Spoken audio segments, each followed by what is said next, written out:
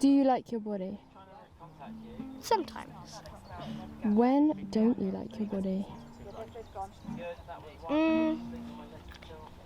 Depends sometimes with what I'm wearing.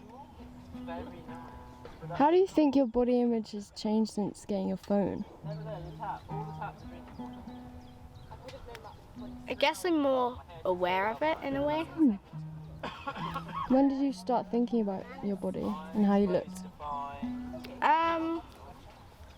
Maybe start B7.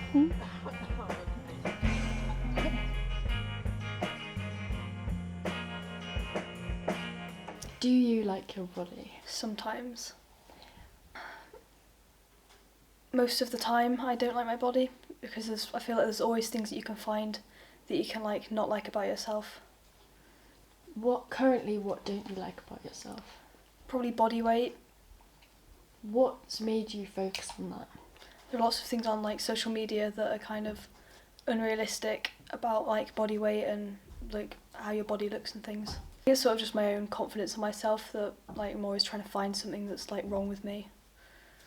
I feel like being a lesbian there's quite a lot of pressure for like especially like appearing like maybe like muscular, so like arms and stuff. There's like an expectation that like people on social media they all sort of look quite similar with like the way that they're built.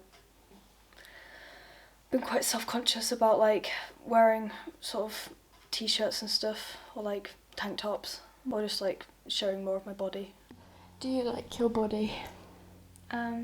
It depends whether I like my body depending on the day. Sometimes I don't like my stomach because of like the pressures of being a teenager and fitting into how like stereotypically people think a body should look like, and other days I feel lots of gender dysphoria because of my chest.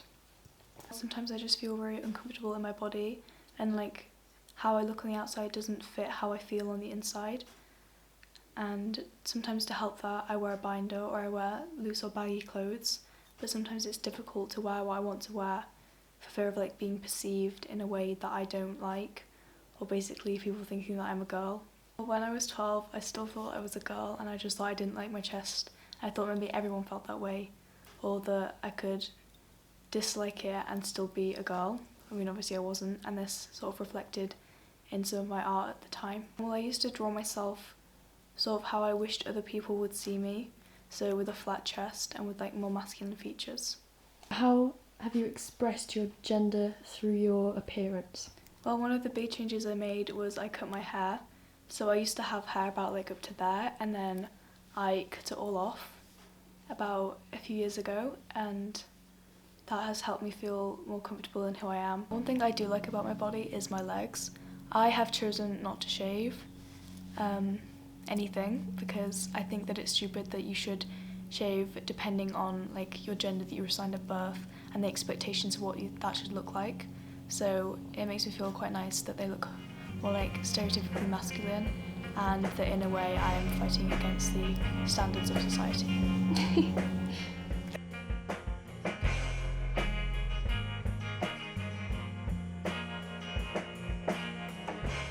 Do you like your body? Sometimes. I think it's alright. What do you criticise most about yourself? I quite like myself from the front and I don't like myself from the side. Why did you cut all your hair off? I think my reasoning is because if I don't have like long blonde hair, long brown hair, then I don't have to compete with the people with long brown hair and long blonde hair and whatever. If I'm not like conforming to the beauty standard, then I don't have to worry about it because I'm doing my own thing already, you know? Do you like your body?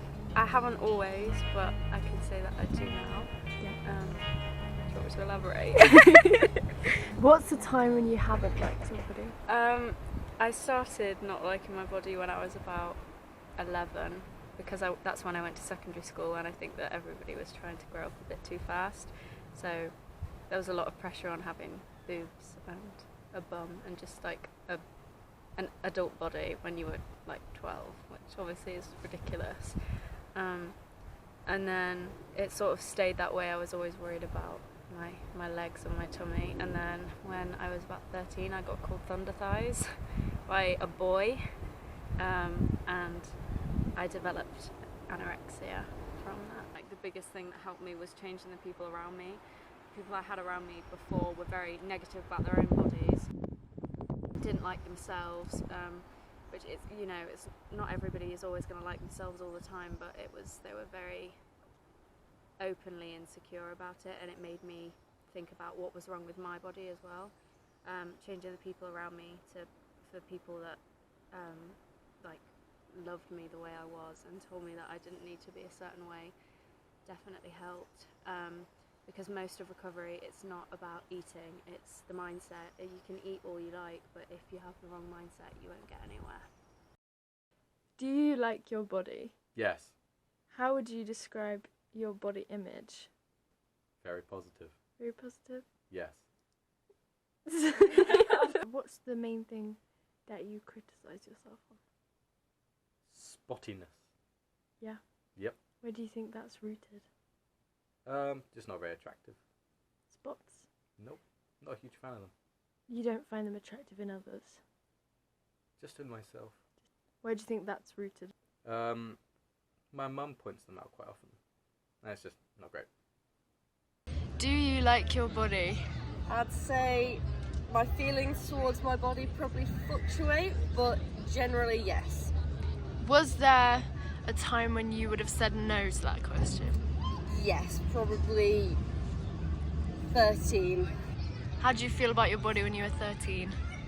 When I was that age, I felt quite unhappy with my body. I felt like there was a lot of expectation to look older than I was. So What do you think was giving you the impression that you needed to look older?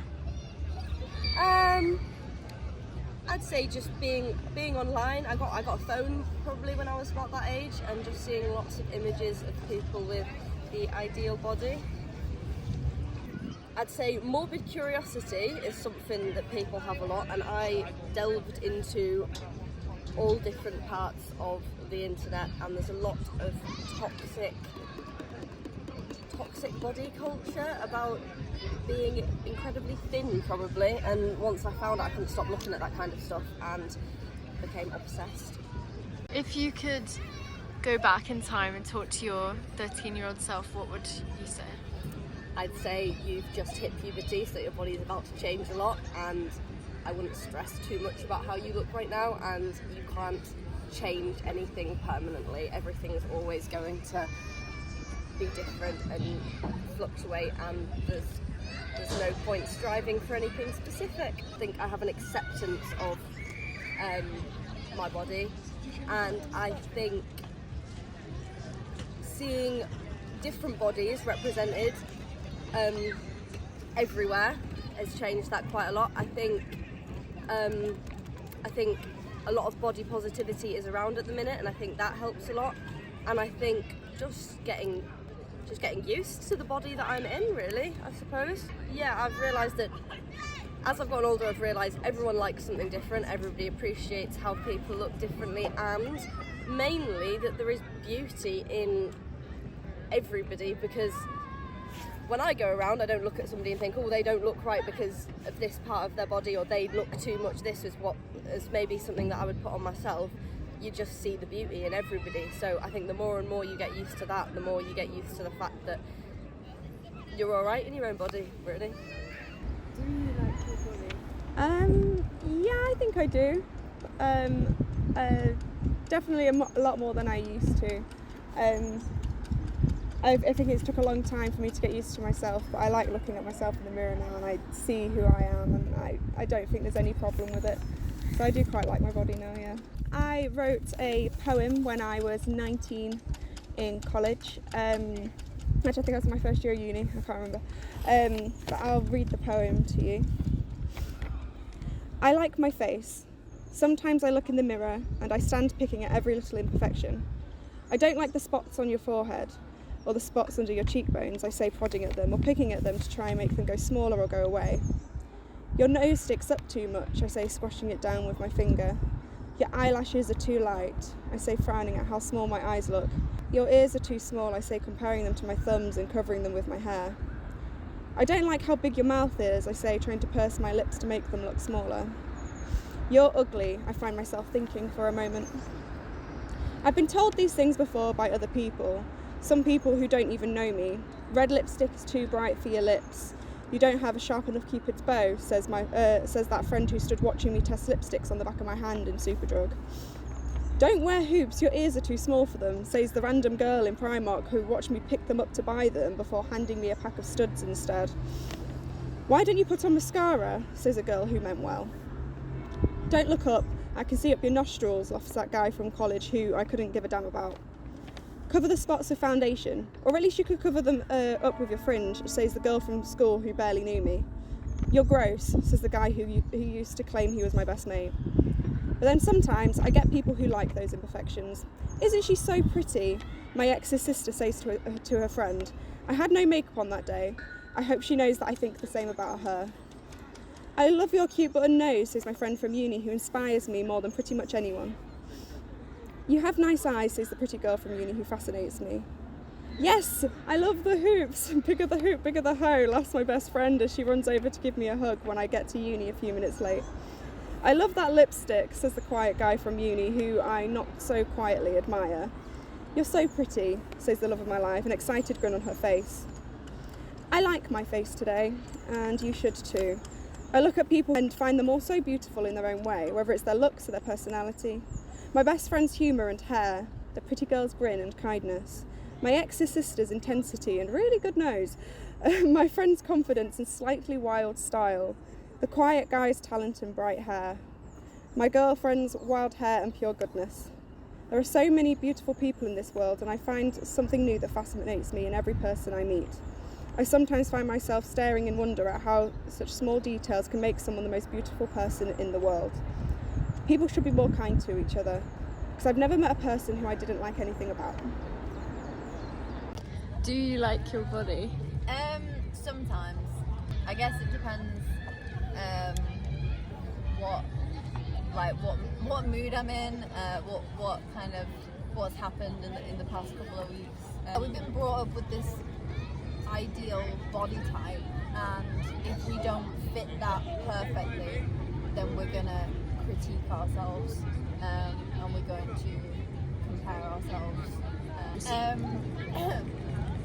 Hair is such a huge thing, especially, I don't want to say it's just for women, but it's where a lot of insecurities lie, because I don't know, I think it's the first thing that you get creative with when you're a kid, and so you can really experiment on it. I think it's such a statement when people don't shave, and I think it's a beautiful statement that a lot of people should embrace and are embracing. I don't care as much anymore about my body hair. I generally don't like showing it, but I'm feeling more confident now that more people are stepping out and just not giving it. For teenagers especially, your body's always going to change, and it's not going to be for quite a few years until you stop seeing all those major changes. So don't get so stuck on something that you're worried about now, because a year's time or 2 weeks' time even, it could drastically change. It's also we're a sack of meat, you know. That's all we are. There's so much more to us than just this sack of meat, okay? And we're focused so much on these minuscule details that we forget about the important things like character. When you are conscious of your body, when you're saying you're sucking your stomach in, other people, maybe they won't see that you're sucking it. Maybe they're just thinking that you're dead skinny and that you're naturally beautiful. you are then creating insecurities in other young, impressionable women when otherwise you could have actually let yourself loose, grow out your body hair, make a statement so that they have something tangible to hold on to and actually improve themselves and you know, embody that. So especially like when you see it in magazines and you see like rolls or you see like cellulite or whatever it is, then you're seeing something real, and with that whole comparison thing again, you're seeing that woman and you're seeing, okay, I can resonate with that because I have that. And I don't know, it's just something that's you're looking for something that represents you, right? In the media, in social media, all these things. And so hi. Do you like your body? Yeah? Yeah? Okay. Was there any like particular point in your life where you didn't like your body? Yeah. Whole teen years, from like maybe like 9 Yeah. until I was like 19. What do you think changed when you were 9 that made you dislike? I started to get lots of arm hair, and I just thought it looked, but every other girl didn't have a friend that said I had hairy arms like a gorilla. And then I got to like 19 and I didn't want to buy removal products for my arms anymore. Yeah. And then I also had like friends that had arm hair and were quite comfortable with it. Yeah. And I just thought that was really cool. And then I thought Yeah. it's cool, and then my arms do as well. Do you like your body? Yes. What's your relationship with your body been like? Well, it's kind of changed over the years, but when I was 44 I had diagnosed with breast cancer and had to have my right breast removed, so that obviously was quite a drastic change, but in one way it was quite freeing because suddenly there was like no way I could even fit in with the stereotype of what a beautiful body should look like. So that was actually quite like sort of freeing. And then the other thing about it was it wasn't just losing the breast, like I had to have nearly a year's worth of treatment, cancer treatment, so that left me feeling quite poorly a lot of the time. And so I can remember like after one of the times I had chemotherapy, I was just like lying on the sofa and I couldn't do anything, and I just really couldn't wait to be able to just like jump up and run up the stairs and like just be able to go out and just, you know, dance around the kitchen and just have that energy and that strength back. And so then it sort of, you know, really hit me that the most important thing is just having like a fit, healthy, strong body rather than what it looks like, and like the body is something that enables you to do things. And so that was kind of the main thing that I took from that experience, I would say. How did that realisation, how has that changed how you look at your body now? Yeah, I mean, I'm just grateful to be here now. Like, having had such a shocking sort of experience, I'm just, you know, happy to be here and to be fit and well. And that's like the most important thing now, rather than, you know, worrying about exactly how I look. I mean, I think, you know, you're always going to have hang-ups, things you like and don't like about your body, but I think that's far less important to me since. Do you like your body? I used to like be really overjoyed with my body, but now it's I've got a few kilos I have to shed. But I had a lifetime of being pleased with my body, but now I know. But hey ho, I'm an old bag, so what can you do? What do I think has changed? Really, I'm quite lucky because there's no stretch marks. It's just overweight. When I walk along the street, it's like ba-dum, ba-dum, ba-dum, instead of tra-la-la-la-la-la-la. It is my mindset, yeah. Because I've always been fit and healthy.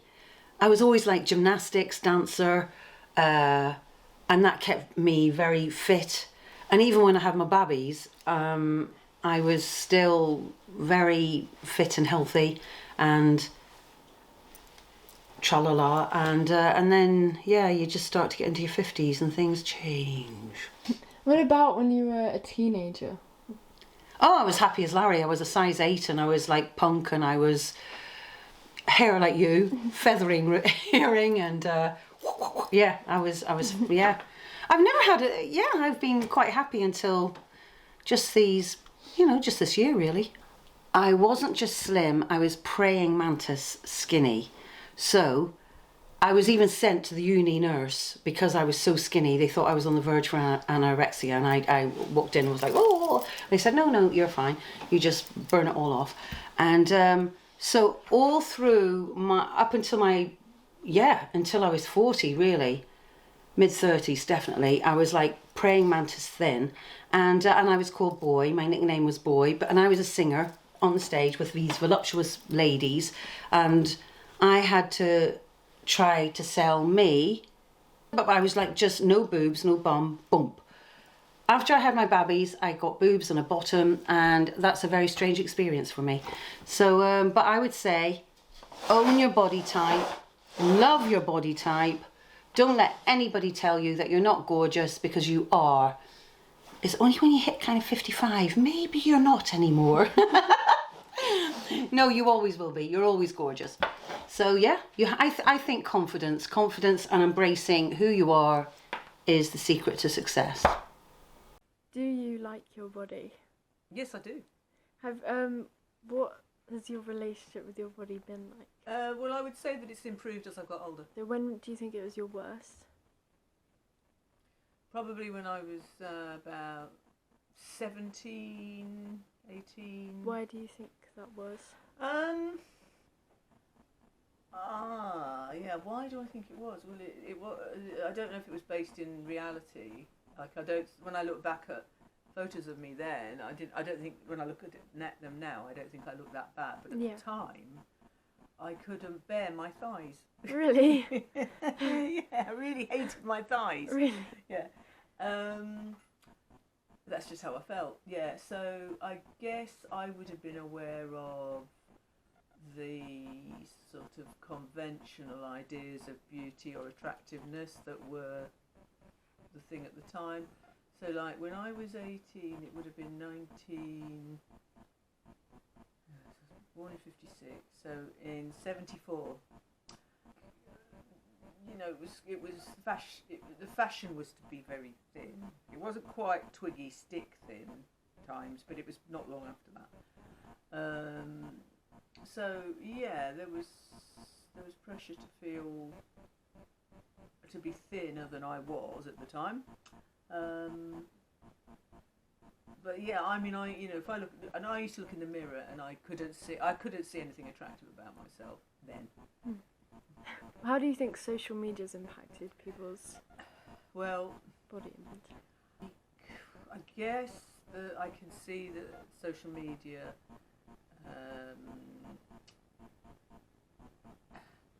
because it gives anyone who's got a device access to the views and the images from all around the world. So it's sort of like multiplied exponentially the influences that young people are subjected to. So I mean, I was subjected to influences from TV. Top of the Pops would have been a big one. Films and series and stuff. Also magazines. And that was it. Oh, that was it. So it was quite, it was very low key compared to what young people are exposed to now. So